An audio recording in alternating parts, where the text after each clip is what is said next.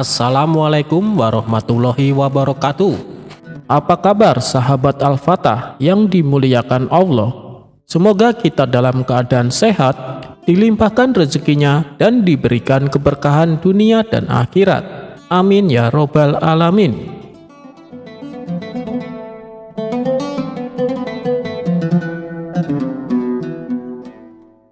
Alkisah, ada seorang laki-laki yang sangat pelit. Ia selalu memikirkan cara terbaik agar tidak terlihat memiliki banyak harta, sehingga orang-orang di sekitarnya tak akan meminta apapun darinya meskipun sedikit. Hingga pada suatu hari ia berkeliling ke desa-desa tetangga. Di pemberhentian terakhir, dia menemukan desa yang semua penduduknya suka menolong dan dermawan. Lalu laki-laki pelit ini berpura-pura menjadi orang yang sangat miskin. Tujuannya agar para penduduk desa iba kepadanya. Tanpa menaruh curiga, warga pun memberikan santunan banyak sekali, mulai dari makanan, uang, hingga baju. Kesempatan ini lalu ia manfaatkan untuk menimbun harta dan kekayaan. Kalau begini caranya, aku bisa kaya tanpa harus bekerja, pikir si laki-laki pelit itu kegirangan. Akhirnya laki-laki pelit ini memutuskan menjadi pengemis. Setiap hari yang ia lakukan mendatangi rumah-rumah warga untuk meminta-minta. Dikarenakan baju yang dia pakai compang-camping, tentu membuat para warga simpati dan kasihan. Hasil yang ia dapatkan dari mengemis cukup fantastis. Tapi akibat seringnya berbohong untuk mendapatkan bantuan, akhirnya kedok si laki-laki pelit itu ketahuan oleh salah satu penduduk desa. Kala itu, ada seorang warga yang tidak sengaja melewati rumah laki-laki pelit ini. Dia terlihat memakai baju yang indah, masuk ke dalam rumah sambil membawa harta hasil dari mengemis. Tak lama kemudian, si laki-laki kembali keluar berganti mengenakan pakaian compang-camping. Ia lalu melakukan aksi mengemis ke setiap rumah warga. Ia tidak menyadari bahwa aksinya kali ini sedang dipantau salah satu warga desa. Kabar tentang kebohongan si laki-laki pelit itu akhirnya beredar di masyarakat. Para penduduk desa kini tidak lagi memperdulikannya apabila si laki-laki tersebut datang mengemis. Para warga terus saja melanjutkan aktivitasnya dan tak peduli tangisan palsu si laki-laki pengemis itu. Terlebih lagi saat mereka mengetahui apa yang dilakukan laki-laki itu dengan pemberian susu dan madu dari warga, karena ternyata diam-diam ia menimbunnya dan tak mau sedikit pun berbagi dengan tetangga sebelahnya. Tidak hanya menimbun susu dan madu, pria tersebut juga menimbun uang dan harta hasil mengemisnya di dalam tanah di bawah rumahnya. Tujuannya supaya tidak ada seorang pun yang tahu. Sementara itu, di sebuah istana Mekah, Baginda Raja terlihat sedang mengobrol asik dengan Abu Nawas. Aku dengar kabar, katanya di seberang sana ada desa yang hampir semua penduduknya dermawan. Apa betul Abu Nawas? Tanya Baginda Raja di sela-sela obrolannya. Hamba sendiri belum tahu pasti Paduka, karena belum pernah ke sana. Tapi yang hamba dengar memang demikian adanya, sahut Abu Nawas. Baginda Raja pun menjadi penasaran dan terbesit keinginannya untuk meninjau desa tersebut. Apa perlu hamba temani Paduka? Tanya Abu Nawas. Tidak usah, aku ingin melakukannya sendiri tanpa didampingi siapapun, balas Baginda Raja. Keesokan harinya, Baginda Raja segera mulai perjalanannya. Ia berangkat dengan pakaian biasa dan tanpa seorang pun yang mendampingi. Tujuannya agar tidak diketahui identitasnya. Setelah menempuh perjalanan yang cukup jauh, Baginda Raja belum juga menemukan desa tersebut. Naasnya, Baginda Raja lupa membawa bekal makanan dan minuman, sehingga merasa letih dan lemas. Wajahnya menjadi pucat, tubuhnya pun gemetaran karena tidak kuasa menahan haus dan lapar. Untunglah dari kejauhan Baginda Raja bisa melihat beberapa rumah penduduk. Dengan segera ia mempercepat laju kudanya. Tidak lama sampailah Baginda Raja di depan rumah laki-laki pelit itu. Sayangnya, baru hendak turun dari kudanya, laki-laki pelit itu justru membentaknya. "Hei, jangan turun di sini. Aku tidak punya apa-apa, walaupun hanya segelas air putih," tegasnya. Baginda Raja pun terkejut mendengarnya. Katanya desa ini warganya dermawan semua. Tapi kenyataannya tidak demikian, pikir Baginda Raja dalam hati. Terpaksa ia melanjutkan perjalanan dengan sempoyongan. Dikarenakan tidak kuasa menahan letih serta lapar, Baginda Raja pun terjatuh dan pingsan di tengah jalan.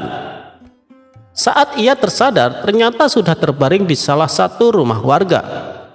Baginda Raja sedang dikerumuni orang-orang yang khawatir dengan kondisinya. Setelah Baginda Raja siuman, para warga lalu memberinya makan dan minum. "Kau dari mana? Kenapa sampai pingsan?" tanya salah satu warga. Tapi Baginda Raja sengaja menutupi jati dirinya. Ia berpura-pura mengaku dari desa seberang yang sedang melakukan perjalanan jauh. "Kalau kelelahan dan lapar, berhentilah dahulu, mampir dan istirahatlah di salah satu rumah kami. Pasti akan kami persilahkan dan diberi makan," kata para warga. "Aku tadi sudah sempat berhenti di salah satu rumah warga, tapi malah dibentak dan diusir," balas Baginda Raja. Mendengar itu, para warga pun terkejut, karena belum pernah seorang warga pun mengusir orang asing saat diminta bantuan, apalagi dengan kondisi yang sangat kelelahan dan kelaparan. Setelah ditelusuri, ternyata orang yang mengusirnya adalah warga pendatang. Dia adalah pria kikir yang suka mengemis. Para warga pun meminta maaf dan memberitahu siapa orang yang mengusirnya itu. Ketika kondisinya sudah pulih benar, Baginda Raja akhirnya meminta izin untuk pamit. Ia pun menyampaikan terima kasih kepada para penduduk yang telah membantunya dengan sangat tulus. Saat Baginda Raja memacu kudanya, ia terus memikirkan kebaikan hati para warga desa tersebut. Selang beberapa hari, desa tadi dihebohkan dengan datangnya rombongan pasukan berkuda dari kerajaan. Seakan tidak percaya dengan apa yang mereka lihat, para penduduk desa itu pun berhamburan keluar dari rumahnya. Tamu mereka ini membawakan sejumlah kuda yang mengangkut banyak makanan dan emas, lalu dibagikan kepada tiap-tiap penduduk desa. Saking terkejutnya, mereka hanya bengong saat menerima hadiah. Mereka pun masih bertanya-tanya, siapa orangnya yang telah memberikan hadiah begitu banyak. Setelah semua penduduk mendapatkan bagiannya, Baginda Raja yang berada di posisi paling belakang akhirnya muncul dan memperkenalkan diri. Ia segera turun dari kuda dan menyalami satu persatu penduduk desa. Seketika itu juga penduduk desa baru mengetahui dia adalah sang penunggang kuda yang tersesat dan kelelahan, yang ternyata rajanya sendiri. Dengan perasaan bahagia dan terharu, Baginda Raja kemudian menyampaikan terima kasih kepada seluruh penduduk desa. Tidak berhenti sampai di situ, Baginda Raja juga mengundang mereka ke istana untuk menghadiri jamuan khusus. Keesokan harinya, para warga desa tersebut datang ke istana memenuhi undangan Baginda Raja. Saat perjamuan berlangsung, Baginda Raja memanjatkan syukur tidak terkira karena masih ada banyak orang dermawan di wilayah yang dipimpin.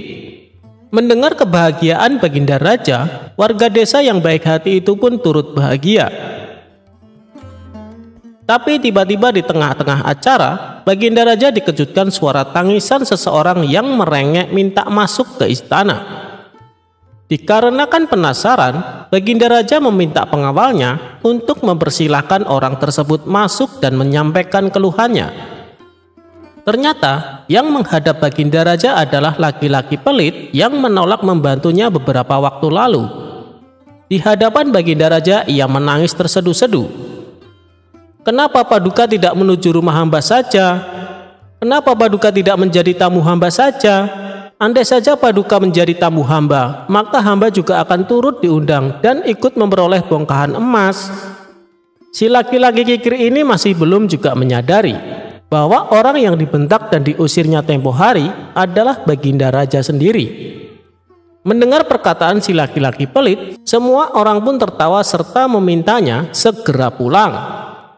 Sementara Baginda Raja dan Abu Nawas hanya bisa menggeleng-gelengkan kepala dan terheran-heran. Bagaimana bisa seorang yang pelit hidup di tengah-tengah orang-orang yang dermawan?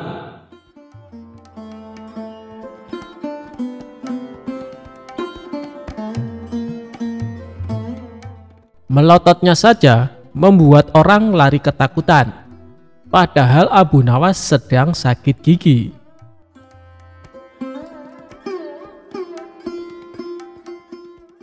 Abu Nawas merupakan tokoh sufi asal Baghdad yang terkenal kocak dan suka membuat jengkel. Ada kalanya dia juga merasakan jengkel dengan kelakuan orang-orang di sekitarnya.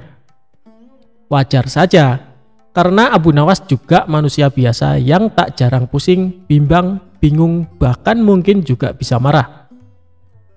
Namun lantaran dia seorang sufi kenamaan pada waktu itu, melototnya Abu Nawas saja bikin orang gemetar dan lari tunggang langgang.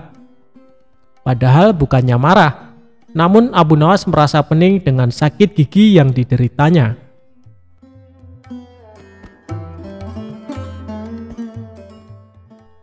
Dikisahkan ada seorang penggembala yang mempunyai masalah dengan pendengaran alias tuli. Namun meski ia tuli sejak lahir, ia tak pernah mengeluh dengan kekurangannya itu. Kegiatan sehari-harinya adalah membawa domba-domba gembalanya di sebuah padang rumput berbukit yang tak jauh dari rumahnya. Pada suatu hari, saat ia sedang mengembalakan domba-dombanya, si gembala tuli merasakan sakit perut. Ia sudah tak kuat menahan untuk buang air besar dan terpaksa harus memutuskan pulang ke rumah untuk membuang hajat. Bak Dayung bersambut. Di tengah-tengah kegalauannya antara harus pulang ke rumah dengan rasa khawatir lantaran harus meninggalkan domba gembalaannya, tiba-tiba ia melihat ada seorang yang tak jauh darinya sedang menyabit rumput. Ia pun menghampirinya dan berkata, "Hai kawan, tolong jaga domba-domba ini ya, dan tolong awasi jangan sampai ada yang berkeliaran hingga tersesat.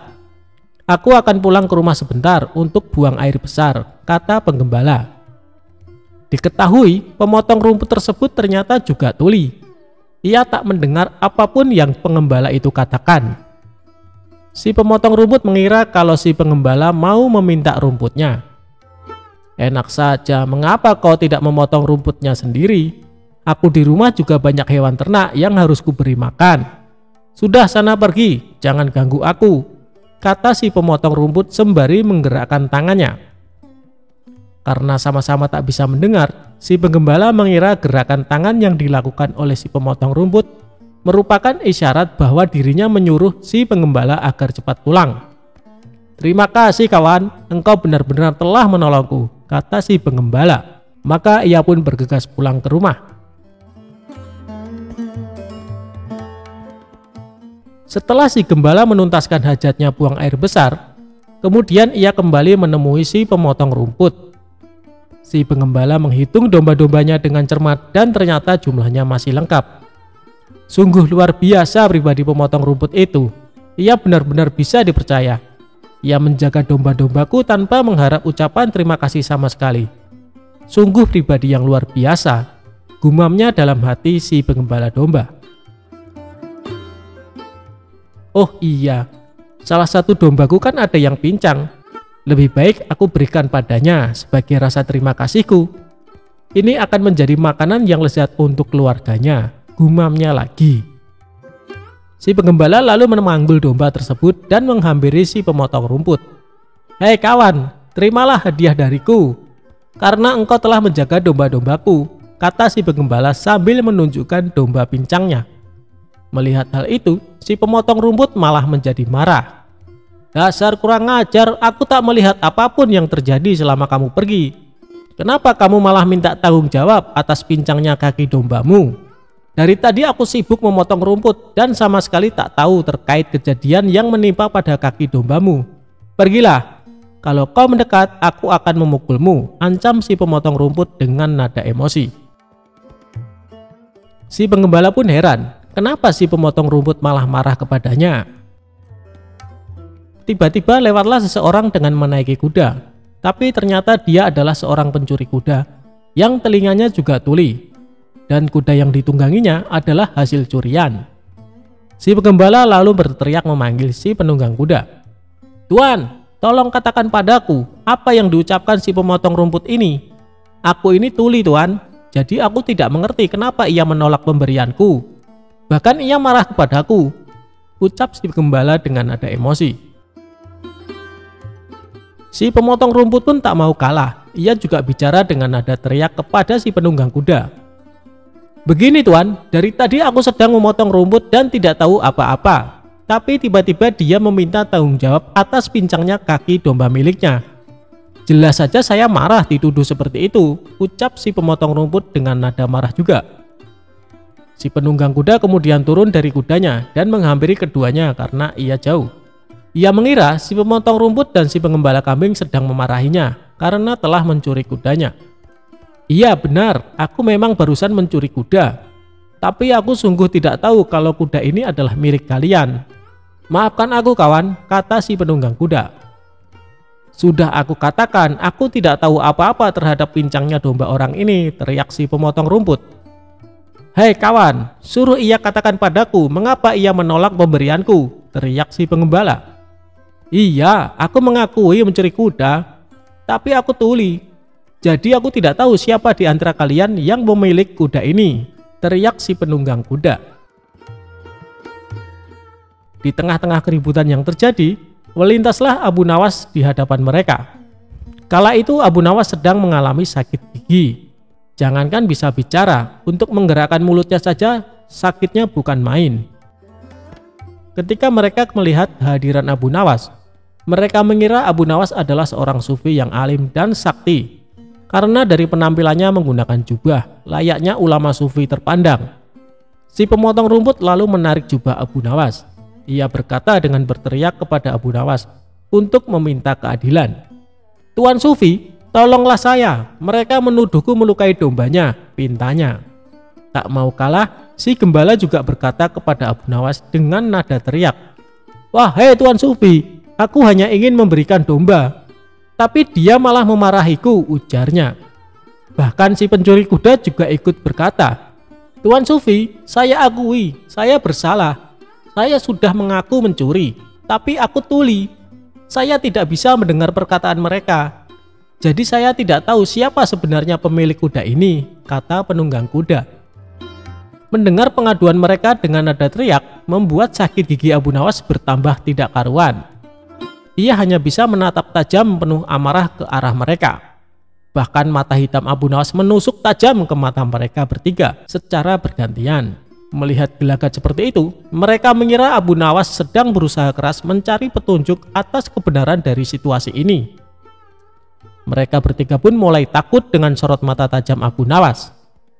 Mereka takut kalau Abu Nawas menyihir mereka, atau setidaknya Abu Nawas mengendalikan kemauan mereka.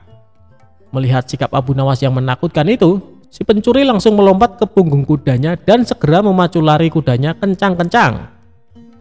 Begitu pula dengan si penggembala, ia segera giring gembala untuk menjauh dari Abu Nawas. Sementara si pemotong rumput yang sedari tadi gemetar, ia segera mengemasi hasil sabitan rumputnya ke dalam kantong dan mengangkatnya di bahu, lalu berlari menjauhi Abu Nawas. Setelah ketiga orang tersebut berlari karena ketakutan, Abu Nawas lalu melanjutkan perjalanannya. Ia pun berpikir dalam hati, kadang-kadang kata-kata tak berfungsi apa-apa dan tidak terlalu berguna. Mungkin lebih baik orang tidak perlu banyak bicara.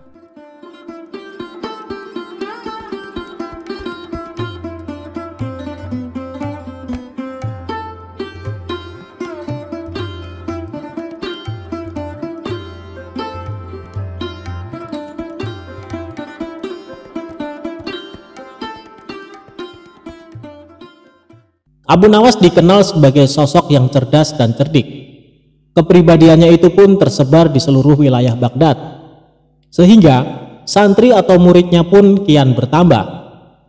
Sayangnya tidak semua santri sepaham dengan Abu Nawas. Suatu hari salah seorang santri tampak mengeluh dan menyampaikan pendapatnya secara kritis, mengkritik bahwa spiritualitas Abu Nawas perlu disesuaikan dengan perkembangan zaman. Menanggapi kritikan santrinya itu, Abu Nawas hanya tertawa. Santri yang lainnya pun ikut tertawa kencang melihat tingkah lucu gurunya tersebut. Kemudian Abu Nawas tampak terdiam. Seketika suasana menjadi hening. Abu Nawas menarik napas dalam-dalam. Kemudian dengan hati-hati dia menceritakan kisah seorang pelajar yang bertanya kepada penjual buku. "Tidak ada buku anatomi yang lebih baru," ucap Abu Nawas, menirukan pertanyaan pelajar tersebut kepada penjual buku.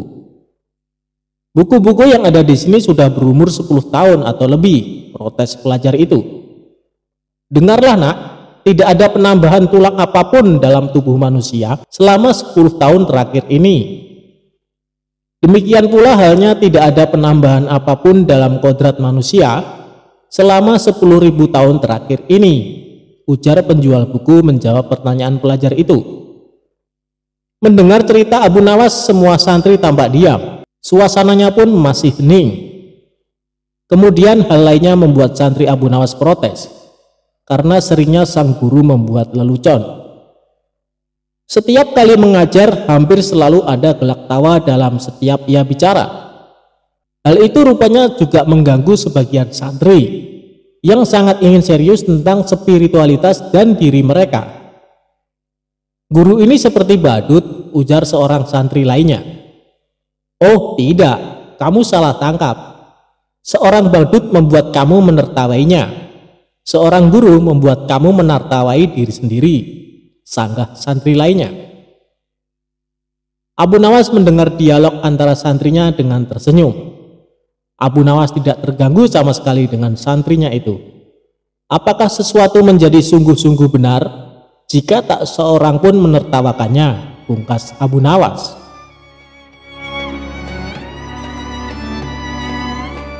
Hanya modal doa, Abu Nawas ketiban uang 100 keping perak dari langit. Abu Nawas suatu hari mendapat keluhan dari istrinya. Ini terkait kondisi keuangan keluarga mereka yang sangat terpuruk. Sang istri meminta Abu Nawas mencari nafkah tambahan agar bisa memenuhi kebutuhan sehari-hari. Abu Nawas sebenarnya beberapa kali dihadiahi beberapa keping emas oleh Baginda Raja, tapi selalu dibagi-bagikan kepada mereka yang membutuhkan. Maka kondisinya pun tetap kekurangan. "Hai suamiku, kapan kau belikan aku gaun yang indah? Hidupmu hanya kau habiskan untuk berdoa saja," ujar istri Abu Nawas. "Semua ini kulakukan untuk mendapat ridho Allah Subhanahu wa Ta'ala," ucap Abu Nawas. "Kalau begitu, coba kau minta upah kepada Allah saja," kata istri Abu Nawas. Abu Nawas pun langsung pergi ke pekarangan dan berdoa. "Ya Allah, berilah hamba uang 100 keping perak," teriaknya berulang-ulang. Hal ini didengar tetangganya yang sedang beristirahat di depan rumah. Tetangga tersebut melempari kepala Abu Nawas dengan kepingan uang perak hingga 100 keping. Uang 100 keping perak itu dikumpulkan dan diberikan kepada istrinya. Namun tetangga Abu Nawas tidak terima uangnya diambil begitu saja. Maka didatangilah rumah Abu Nawas dan meminta uangnya dikembalikan. Namun Abu Nawas tidak bersedia mengembalikannya. Ia merasa itu adalah upah yang diberikan Allah Subhanahu wa Ta'ala atas doa dan ibadahnya selama ini. Akhirnya mereka sepakat menyelesaikan masalah ini di pengadilan. Di dalam sidang, hakim mengajukan pertanyaan, "Apa pembelaanmu, Abu Nawas?" "Tetangga hamba ini sudah gila, Tuan Hakim. Dia pikir semua harta di dunia ini miliknya.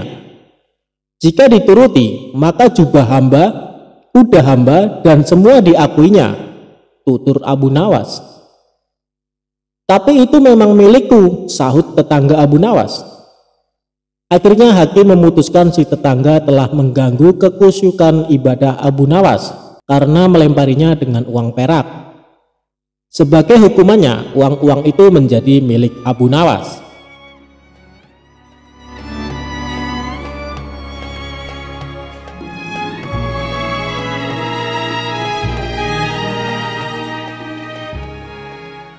Dongeng pengantar tidur untuk Baginda Raja.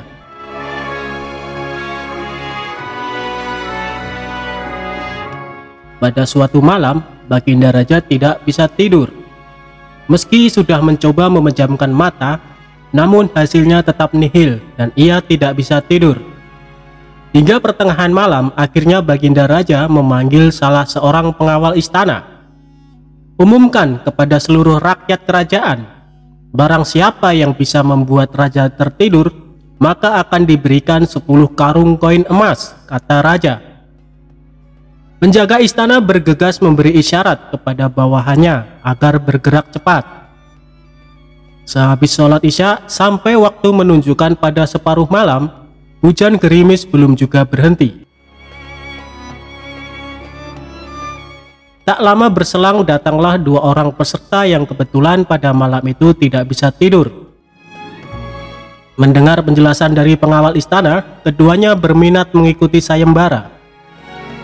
Peserta pertama masuk ke dalam bilik kamar pribadi raja, serta menata posisi duduknya. Ia mulai dengan sebuah cerita. Dahulu kala ada pemuda durhaka bernama Sa'labah. Kelakuan kurang ajarnya mengiris hati orang tuanya sampai menjelang wafat ia sakaratul maut. Hingga berbulan-bulan doa Rasulullah pun tidak dikabulkan kecuali setelah dimaafkan dan diridhoi oleh kedua orang tuanya. Sampai cerita habis, Baginda Raja malah semakin sulit menguap lantaran menyimak alur cerita yang menyayat hati tersebut. Karena dianggap gagal, peserta pertama dipersilahkan pulang ke rumah. Saat bersamaan, peserta kedua memasuki ruangan. Peserta kedua lalu duduk bersila di kursi yang sudah disediakan pengawal istana. Dengan percaya diri, ia mulai mendongeng. Begitu cantik jelitanya, Ratu Balqis membuat siapapun kepincut termasuk para jin. Namun sayang, di balik kesempurnaan parasnya, Nabi Sulaiman alaihissalam mendengar tuduh bahwa terdapat kutil kecil di betis sebelah kirinya. Penasaran dengan betis mulus Ratu Balqis yang digosipkan ada kutilnya, Raja Harun al-Rasyid semakin sulit tidur. Dan untuk yang kedua kalinya peserta dipersilahkan kembali ke rumah. Pusing 7 keliling yang dialami para pengawal istana karena raja mereka tak kunjung bisa tidur. Di puncak kekesalan raja itulah Abu Nawas datang. Ia memberi hormat sambil menata posisi tempat duduknya. Setelah dipersilahkan, Abu Nawas mulai berkisah. Baginda, dulu ada seekor raja semut yang kurang kerjaan. Masuk ke kuping sebelah kanan seorang yang sedang tidur. Lalu keluar lagi, masuk lagi. Keluar lagi, kemudian masuk ke kuping kiri. Keluar lagi, masuk lagi, keluar lagi. Abu Nawas mengulang cerita tersebut sampai beberapa menit kemudian. Agak kesal mendengar kisah yang dituturkan oleh Abu Nawas monoton dan tidak menarik, justru membuat raja menguap 2 kali. Kemudian raja memiringkan tubuhnya membelakangi Abu Nawas. Perlahan raja pun mulai mengatupkan kedua matanya dan tertidur. Keesokan harinya Abu Nawas masuk lagi ke istana dengan mengendarai kereta bendi. 10 karung diangkat ke dalam bendi satu persatu. Penjaga pintu istana geleng-geleng kepala ketika bendi keluar pintu gerbang. Terlihat Abu Nawas tidur pulas di atas tumpukan karung emas dengan suara mendengkur. Itulah kisah tentang Abu Nawas. Dari cerita ini kita bisa tahu bahwa Abu Nawas memang orang yang sangat luar biasa akalnya.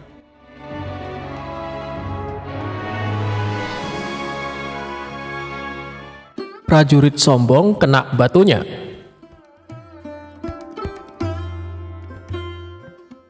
Berawal dari suatu pagi, Abu Nawas sedang duduk-duduk santai di teras rumahnya.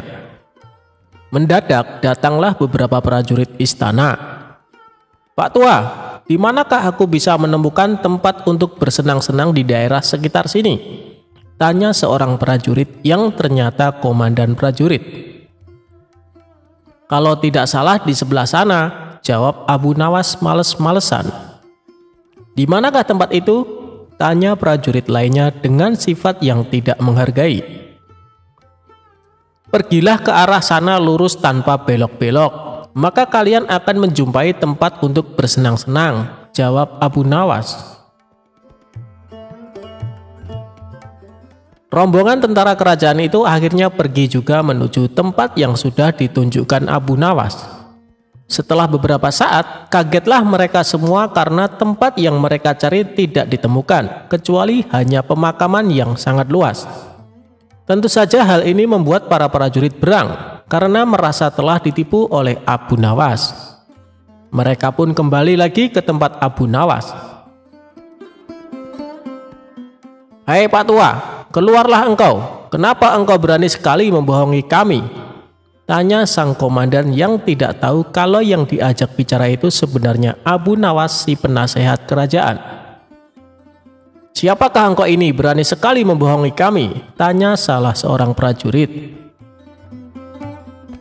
"Aku adalah Abdi," jawab Abu Nawas. Abu Nawas terkesan asal bicara. Komandan dan para prajurit merasa geram dan marah. "Prajurit, tangkap dia!" perintah komandan kepada para anak buahnya. "Engkau akan kubawa ke panglima kami," tambah komandan kepada Abu Nawas. Rupanya Abu Nawas dihadapkan ke panglima kerajaan. "Wahai panglima, kami telah menangkap seorang pembohong yang berani membohongi pasukan kerajaan," kata komandan melaporkan. Panglima bersikap biasa saja. Bahkan dia memerintahkan kepada prajurit untuk melepaskan borgol di tangan Abu Nawas. Komandan dan para prajurit terkejut dan merasa heran. Setelah itu panglima mendekati Abu Nawas. "Tuan, maafkan perbuatan anak buahku ini ya," kata panglima itu dengan sangat sopan. Panglima dan Abu Nawas sudah saling mengenal. Mereka seringkali bertemu ketika sang khalifah mengundang ke istana. Betapa terkejutnya sang komandan dan para prajurit.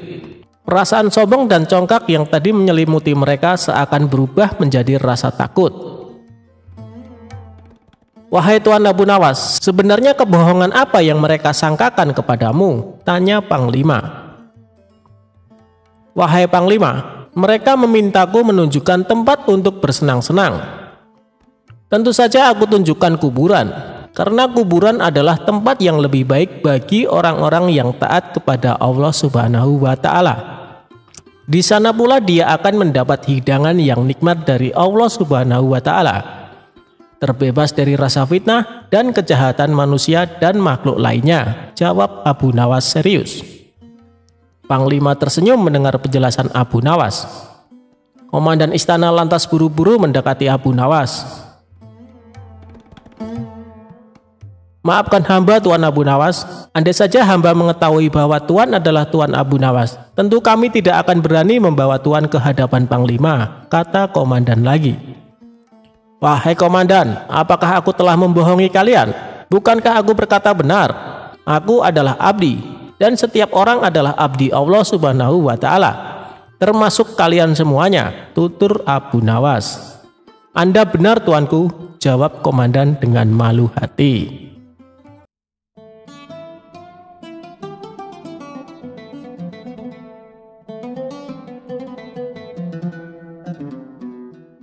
Kisah ini berawal ketika Abu Nawas menjelajahi hutan bersama Baginda Raja. Kala itu, Raja mengajak Abu Nawas untuk mengawal dirinya. Di sepanjang perjalanan ke hutan, mereka berdua dan beberapa pengawal menyusuri sungai. Raja mengingatkan kepada Abu Nawas dan para pengawalnya soal undang-undang kebersihan lingkungan. Salah satu pasal undang-undang tersebut berisi, Dilarang buang air besar di sungai kecuali raja atau seizin raja. Pelanggaran atas pasal ini adalah hukuman mati.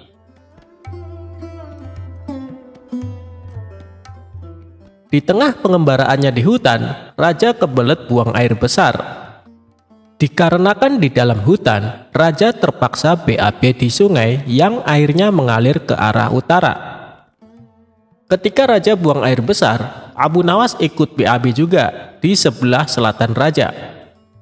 Begitu raja melihat ada kotoran lain selain kotorannya, dia langsung marah. Belakangan diketahui yang buang hajat adalah Abu Nawas.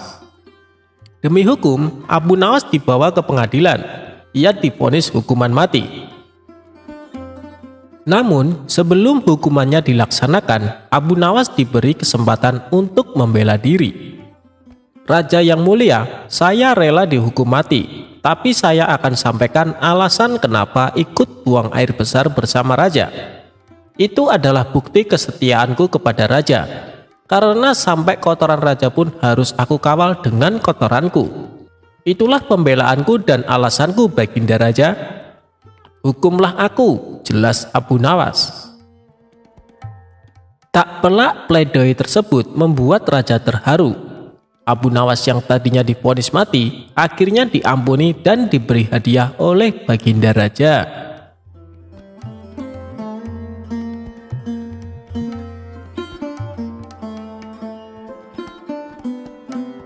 Abu Nawas nyebur ke sungai. Kali ini cerita antara Abu Nawas dan Abu Jahal. Bermula dari Abu Nawas pagi-pagi berangkat sholat subuh berjamaah di masjid. Setelah itu ia mencari kayu bakar di hutan. Di perjalanan Abu Nawas berpapasan dengan Abu Jahal. "Mau kemana Abu Nawas?" tanya Abu Jahal. "Mau cari kayu di hutan," jawab Abu Nawas. "Ayo kita berangkat bersama-sama." "Aku juga mau mencari kayu di hutan," terang Abu Jahal. Abu Nawas pun melanjutkan perjalanannya dengan ditemani Abu Jahal. Ketika mereka berjalan melewati pinggir sungai, tiba-tiba Abu Nawas tergelincir dan hampir jatuh. Namun, untunglah ada Abu Jahal di sampingnya. Abu Jahal langsung menarik tangan Abu Nawas, sehingga Abu Nawas tidak jatuh ke sungai. "Terima kasih Abu Jahal atas pertolonganmu," kata Abu Nawas. Tidak disangka Abu Jahal malah tertawa terpingkal-pingkal. "Lihatlah wajahmu yang lucu itu. Aku tidak bisa membayangkan apabila kamu terjatuh ke sungai. Pastinya akan basah kuyup," ucap Abu Jahal sambil tertawa makin keras. Sementara Abu Nawas hanya diam. Dia tidak mungkin marah kepada Abu Jahal yang baru saja menolongnya. Sejak saat itu, setiap bertemu Abu Nawas, Abu Jahal selalu mengungkit-ungkit kejadian tersebut. Bahkan saat keduanya nongkrong di warung, Abu Jahal terus menceritakan dan membesarkan hal tersebut, sampai-sampai membuat Abu Nawas merasa sangat malu. Sebulan pun berlalu. Akhirnya Abu Nawas tidak tahan lagi. Ia pun mendatangi rumah Abu Jahal. "Hei Abu Jahal, ikutlah denganku," ajak Abu Nawas. "Mau kemana memangnya?" tanya Abu Jahal. "Sudah, pokoknya ikut saja," balas Abu Nawas. Mereka berdua lantas pergi ke suatu tempat. Rupanya Abu Nawas mengajak ke sungai yang dulu dirinya pernah diselamatkan oleh Abu Jahal. Setibanya di sana, dengan masih berpakaian lengkap, Abu Nawas langsung menjatuhkan diri ke sungai. Dalam keadaan basah kuyup, Abu Nawas berkata, "Lihatlah, aku sekarang sudah basah kuyup, seperti jika engkau tidak menolongku. Jadi berhentilah mempermalukanku di depan orang-orang," pinta Abu Nawas. Abu Jahal yang mulai menyadari kekeliruannya segera meminta maaf kepada Abu Nawas.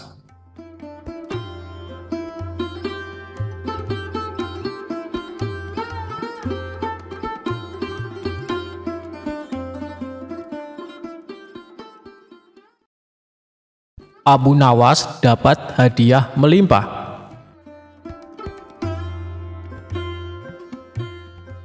Cerita lucu Abu Nawas kali ini Bermula ketika suatu hari Baginda Raja memerintahkan semua menteri untuk berkumpul di istana.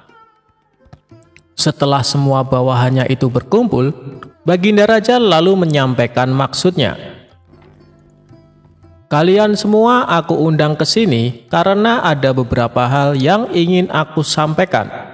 Yang pertama, aku ucapkan terima kasih kepada kalian karena selama ini kalian telah bekerja keras ikut membantu mengurus negeri yang kita cintai ini, kata Baginda Raja. Dan yang kedua, hari ini adalah hari jadi negeri kita. Jadi sebagai rasa terima kasihku, kalian semua akan mendapat hadiah lanjutnya. Mendengar hal itu, para menteri bersorak kegirangan. Terima kasih Paduka yang mulia, kata salah seorang menteri. Di tengah suasana penuh kegembiraan, tiba-tiba salah satu menteri bertanya, Paduka yang mulia, bukankah Abu Nawas juga sering membantu menangani masalah yang ada di negeri kita ini? Dia juga sering menghibur Paduka yang mulia, tapi kenapa dia tidak diundang? Seketika Baginda Raja tersadar bahwa dirinya hampir saja melupakan seseorang yang sangat dikagumi akan kecerdikannya. Terima kasih wahai menteriku, kau telah mengingatkanku, balas Baginda Raja. Kemudian ia memerintahkan beberapa pengawal segera memanggil Abu Nawas. Tidak berapa lama, datanglah Abu Nawas ke istana menghadap Baginda Raja. Sesaat Abu Nawas sempat terkejut karena yang terlihat tidak seperti biasanya. Seluruh menteri istana berkumpul tanpa ada satupun yang absen. Ampun Paduka yang mulia, ada gerangan apa Paduka memanggil hamba? Sepertinya ada masalah yang serius, tanya Abu Nawas. Tidak ada masalah apa-apa Abu Nawas, justru ini adalah hari yang penuh kebahagiaan, balas Baginda Raja. Alhamdulillah kalau begitu. Tapi ada tujuan apa hamba dan semua menteri istana diperintahkan menghadap Paduka? Tanya Abu Nawas lagi. Baginda Raja lalu memberitahu akan memberikan hadiah kepada semua menteri, termasuk Abu Nawas. Hadiah yang akan dibagikan tersebut sebagai wujud terima kasih kepada orang-orang yang telah berjasa ikut andil mengurus negeri dan rakyat. Kemudian Baginda Raja mengajak Abu Nawas dan semua menteri memasuki ruangan besar yang penuh perhiasan emas. Saat ini kuhadiahkan kepada kalian sebuah kebebasan sampai waktu yang telah aku tentukan. Silahkan peganglah apa yang besar yang ada di dalam ruangan ini, dan apa yang berhasil kalian pegang akan menjadi milik kalian, teriak Baginda Raja. Spontan para menteri berhamburan mencari sesuatu yang disenangi. Masing-masing berebut menyentuh perhiasan paling besar agar bisa menjadi miliknya. Sedangkan Abu Nawas sendiri hanya terdiam. Ia sama sekali tidak ikut memperebutkan hadiah. Abu Nawas tetap berdiri di samping Baginda Raja. Melihat hal itu, Baginda Raja menjadi heran. Hei Abu Nawas, kenapa diam saja? Kau tidak butuh hadiah emas? Tanya Baginda Raja. Ditanya seperti itu, Abu Nawas justru cengengesan sambil terus menatap Baginda Raja. Tanpa diduga, dari belakang Abu Nawas memeluk Baginda Raja sangat erat. Hei Abu Nawas, apa-apaan ini? Apa yang kau lakukan? Teriak Baginda Raja kesakitan. Baginda Raja berusaha berontak, namun Abu Nawas makin erat memeluknya hingga tidak berdaya melakukan sesuatu. Abu Nawas, kau sudah gila ya? Lepaskan aku, teriak Baginda Raja lagi. Kali ini Baginda Raja berontak sekuat tenaga dan akhirnya Abu Nawas terpental jatuh. Ketika Abu Nawas hendak berdiri dan beranjak, Baginda Raja mengumumkan bahwa waktu yang ditentukan telah habis. Dari seluruh menteri terlihat masing-masing memegang beberapa perhiasan emas yang berhasil didapatkan. Emas yang ada di tangan kalian sepenuhnya adalah milik kalian. Silahkan dibawa pulang, kata Baginda Raja. Maka satu persatu menteri mohon diri pamit pulang. Begitu juga dengan Abu Nawas, ia mohon pamit kepada Baginda Raja. Tunggu Abu Nawas, jangan pulang dulu. Aku masih ada urusan dengan kau, ucap Baginda Raja. Baginda Raja lalu menanyakan kepada Abu Nawas perihal tingkah anehnya yang tiba-tiba memeluk dirinya. Maaf Paduka yang mulia, semua menteri Paduka adalah orang-orang bodoh. Mereka lebih memilih beberapa harta Paduka. Padahal jika mereka memilih Paduka, niscaya mereka akan memiliki semua harta itu, ucap Abu Nawas. Aku melihat semua harta Paduka sangat aku sukai. Hingga rasanya sayang sekali jika aku hanya memilih salah satunya. Maka aku memeluk Paduka yang mulia, agar Paduka menjadi milikku dan aku bisa memiliki semuanya, imbuhnya menjelaskan. Maksudmu bagaimana Abu Nawas? Tanya Baginda Raja kebingungan. Begini Paduka yang mulia, kebanyakan manusia bodoh di dunia ini lebih memilih harta dunia ketimbang pemilik sejatinya, yaitu Allah Subhanahu wa Ta'ala. Banyak manusia berlomba-lomba hanya untuk mendapatkan sebagian kecilnya saja. Padahal kalau dia mau memilih dan memiliki Allah, niscaya bukan hanya semua yang ada di muka bumi ini yang akan menjadi miliknya, melainkan Allah pun akan menjadi miliknya. Jika Allah telah menjadi miliknya, semuanya akan ia dapatkan. Itulah alasan saya kenapa hamba memeluk Paduka. Dengan begitu, hamba telah memiliki Paduka. Jadi semua yang Paduka miliki kini menjadi milikku juga, termasuk istana dan harta seisinya, papar Abu Nawas sambil cengengesan. Kamu memang cerdik Abu Nawas, puji Baginda Raja. Maka sebagai hadiahnya, Baginda Raja mempersilahkan Abu Nawas untuk memilih sendiri. Ia mempersilahkan Abu Nawas mengambil hadiah sebanyak yang diinginkan. Akhirnya, tanpa bersusah payah, Abu Nawas bisa mendapatkan hadiah emas yang lebih banyak daripada menteri-menteri istana.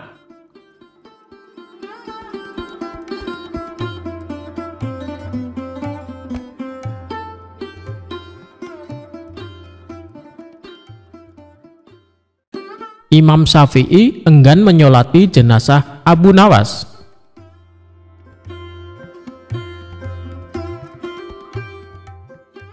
Abu Nawas dengan nama lengkap Abu Ali Al-Hasan bin Hani Al-Hakimi dikenal sebagai seorang penyair Arab yang sangat lihai. Namun di berbagai belahan dunia, Abu Nawas dikenal sebagai seorang sosok yang lucu, kocak alias jenaka. Abu Nawas juga sangat cerdik saat menghadapi raja dan memecahkan teka-teki yang belum ada jawabannya. Abu Nawas adalah seorang sufi yang paham Al-Quran dan hadis, tetapi dia menampakkan tingkah konyol dan kontroversi.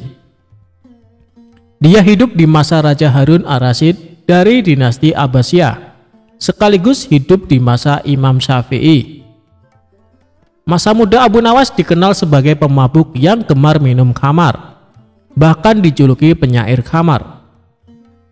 Imam Syafi'i kurang suka dengan sikap Abu Nawas karena dianggap tidak mencerminkan seorang muslim.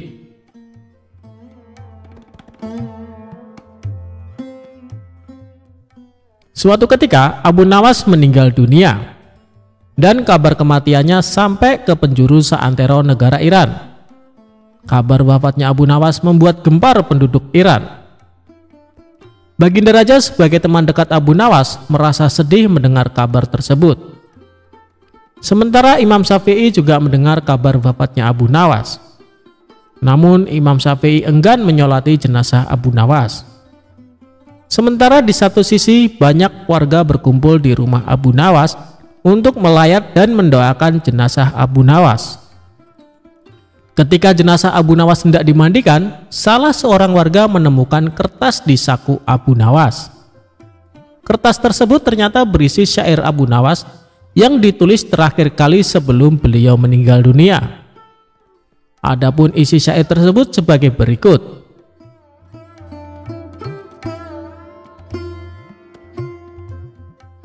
Wahai Tuhanku, dosaku terlalu besar dan banyak, tapi aku tahu bahwa ampunanmu lebih besar. Jika hanya orang baik yang boleh berharap kepadamu, kepada siapa pelaku maksiat akan berlindung dan memohon ampunan? Aku berdoa kepadamu seperti yang engkau perintahkan, dengan segala kerendahan dan kehinaanku. Jika kau tampik tanganku, lantas siapa yang memiliki kasih sayang? Hanya harapan yang ada padaku ketika aku berhubungan denganmu dan keindahan ampunanmu, dan aku pasrah setelah ini.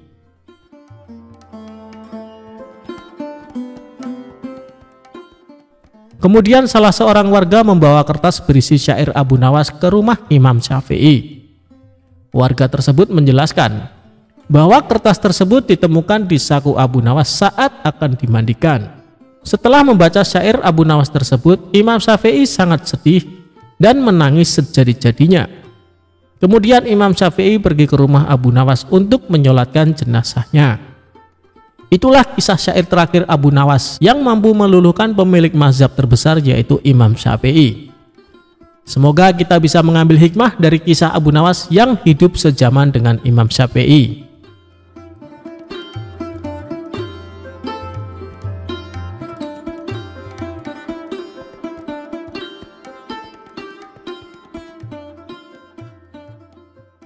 Abu Nawas sayembara bawa air laut tawar.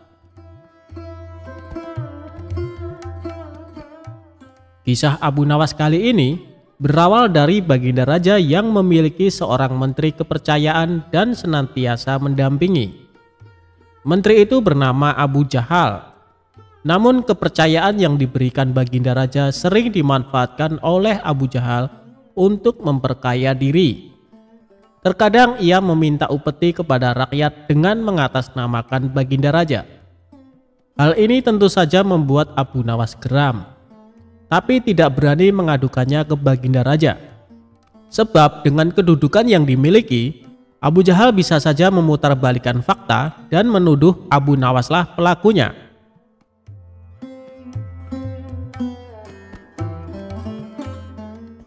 Seiring berjalannya waktu, penasehat istana meninggal dunia. Baginda raja sangat kehilangan dan belum bisa menemukan penggantinya. Jadi untuk sementara waktu, jabatan penasehat istana masih kosong, belum ada yang mendudukinya. Kesempatan ini segera dimanfaatkan Abu Jahal. Ia ingin sekali menduduki jabatan tersebut. Dengan begitu, ia bisa lebih leluasa mempengaruhi baginda raja. Segala cara Abu Jahal lakukan. Di depan baginda raja, Abu Jahal terus mencari muka agar terpilih menjadi penasehat istana. Tapi sayangnya ambisi Abu Jahal ini harus kandas di tengah jalan. Karena tidak berapa lama, baginda raja justru memilih Abu Nawas untuk jadi penasehat istana. Keputusan baginda raja ini tentu saja membuat Abu Jahal kecewa, sehingga ia menaruh dendam kepada Abu Nawas. Suatu hari ketika Abu Jahal melihat Abu Nawas sedang duduk bersama baginda raja, timbul pemikiran di kepalanya. Seharusnya aku yang duduk di tempat Abu Nawas. Abu Nawas tidak pantas duduk di situ. Abu Nawas itu apa dia? Tidak mampu mengurus masalah kerajaan. Pantasnya dia jadi pelawak istana, gerutu Abu Jahal dalam hati.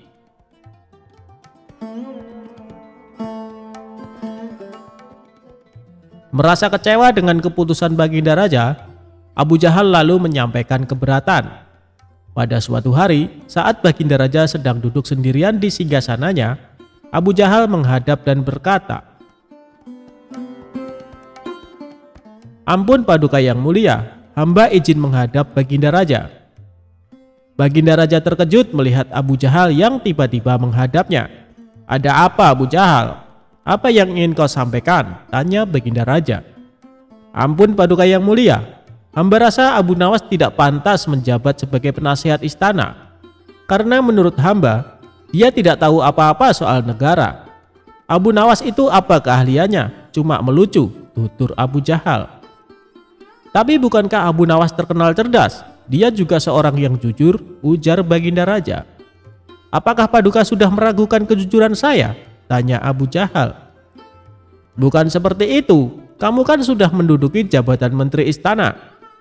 Jadi wajar kalau Abu Nawas yang mengisi jabatan penasehat istana," jawab baginda raja.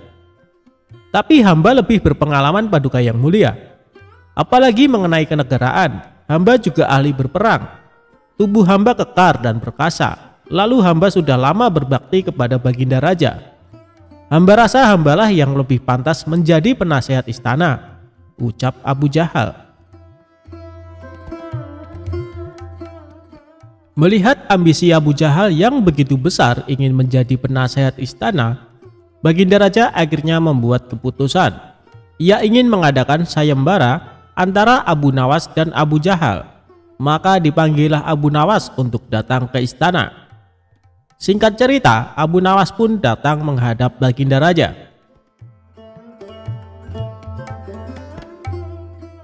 Ampun Paduka yang mulia, ada gerangan apa memanggil hamba? Tanya Abu Nawas. Hei Abu Nawas, Abu Jahal sangat menginginkan jabatan penasehat istana.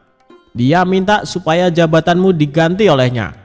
Tapi aku juga tidak mungkin memecatmu begitu saja. Biar adil, maka aku putuskan akan mengadakan sayembara untuk kalian berdua. Siapa yang jadi pemenangnya, maka dialah yang berhak menjadi penasehat istana, jelas Baginda Raja. Sejenak Abu Nawas terdiam dan berpikir, Abu Jahal pasti punya rencana busuk. Jangan sampai dia jadi penasehat istana.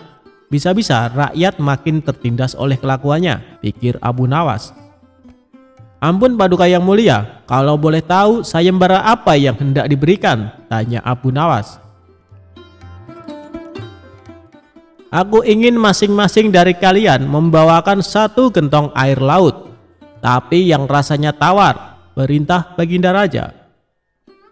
Abu Nawas dan Abu Jahal langsung terkejut mendengar permintaan Baginda Raja yang aneh itu. Sekarang pulanglah kalian berdua dan besok kembali ke sini dengan membawa air laut yang rasanya tawar, kata Baginda Raja melanjutkan. Sesampainya di rumah, Abu Nawas terus memikirkan dan mencari tahu keberadaan laut yang airnya tawar. Mana ada air laut yang rasanya tawar, orang secerdik apapun tidak akan bisa melakukannya, pikir Abu Nawas. Sementara itu Abu Jahal mulai berbuat curang. Ia memasukkan air sumur ke gentong untuk dibawanya ke istana. Baginda Raja pasti percaya meskipun aku berkata bohong, karena aku tahu aku adalah menterinya yang paling dipercaya, kata Abu Jahal dalam hati.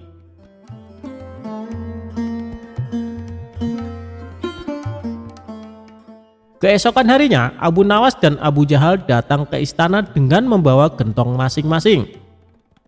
Bagaimana? Apa kalian sudah mendapatkan airnya? Tanya Baginda Raja.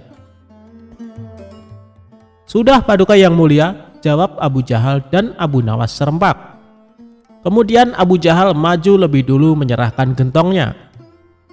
Ini Paduka, air laut permintaan Paduka, ucap Abu Jahal. Baginda Raja lalu mencicipi air yang dibawa Abu Jahal. Bagus Abu Jahal, air ini rasanya tawar. Tapi benarkah ini berasal dari laut? Tanya Baginda Raja. Benar sekali Paduka, hamba sengaja mengambilnya dari laut yang tidak diketahui oleh banyak orang, jawab Abu Jahal penuh percaya diri. Sekarang tibalah giliran Abu Nawas menyerahkan gentong miliknya.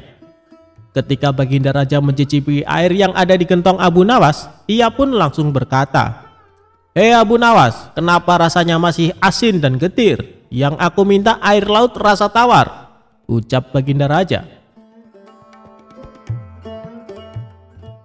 Ampun Paduka yang mulia, tapi memang begitulah rasa air laut, balas Abu Nawas. Baiklah, karena lomba ini dimenangkan Abu Jahal, tentu dia yang akan menjadi penasehat istana, tutur Baginda Raja. Mendengar itu Abu Jahal sangat kegirangan, sudah tidak sabar ingin menduduki jabatan tersebut. Ternyata sangat mudah mengelabuhi Baginda Raja, pikir Abu Jahal. Tapi tiba-tiba Baginda Raja kembali berkata, Hai Abu Jahal, di mana kamu menemukan laut yang airnya tawar? Antarkan aku ke sana sekarang, aku ingin mandi di sana, titah Baginda Raja. Seketika wajah Abu Jahal menjadi pucat, tubuhnya lemas dan gemetaran. Anu Paduka yang mulia, hamba kenapa? Kalau kamu tidak bisa membuktikannya, berarti kamu telah membohongiku, ucap Baginda Raja. Ampun Paduka yang mulia, air yang hamba bawa memang bukan air laut, tapi air dari sumur, kata Abu Jahal ketakutan.